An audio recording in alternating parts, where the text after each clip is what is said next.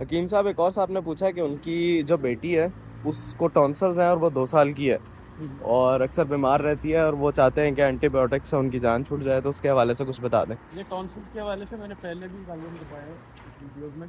ایک تو وہ ہوتا ہے نا مچھلی کے سروں کا شوربہ میں نے بتایا تھا. اب اچھا موسم بدل گیا، اب ذرا گرمی آ گئی ہے تو تھوڑا کم کریں، کبھی کبھی دے دیں. اس کے علاوہ یہ باغوں کی یہاں کی مالش، یہ گلوں کی مالش، اس کو ریگولر کیا کریں. تیسرے نمبر پہ جو ہے وہ یہ جو پھٹکڑیوں کا میں نے بتایا تھا وہ تیار بھی ہوتی ہے ہمارے پاس. گلاب کی پھٹکڑی اور سفید پھٹکڑی اور سہاگا، ان کو مکس کر کے پھلا کے، جو جس کو بولتے ہیں نا گریاں کر کے، یا پنجابی میں کہتے ہیں پھل کر کے رکھ لیں، اور ان کو صحیح مکس صحیح کر کے یہ حلق میں لگانی ہوتی ہے خالی پیٹ.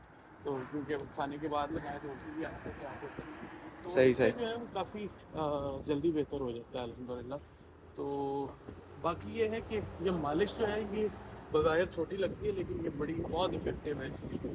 اور بس یہ 2-3 چیزیں کریں. باقی دوائیوں میں اگر ہے تو وہ لوک لے سکتے ہیں، خالی لوک سے بچنا، صحیح یا صحیح لوارش جو ہے وہ بھی لے لیں. تھوڑی تھوڑی وہ دیتے رہیں تو انشاءاللہ اللہ کرے گا اچھا، معاملات مطلب بالکل ان کلیئر ہو جائیں ان گے. چیزوں سے ہم اینٹی بایوٹک سے بھی ان کی جان چھوٹ آہستہ جائے گی؟ آہستہ آہستہ آہستہ گریجولی، ظاہر ہے وہ اینٹی بایوٹک لے رہے تو فوری ہربل اتنی تیزی سے افیکٹ نہیں کرے گی، لیکن آہستہ آہستہ انشاءاللہ جان چھوٹ جائے گی. صحیح صحیح ٹھیک.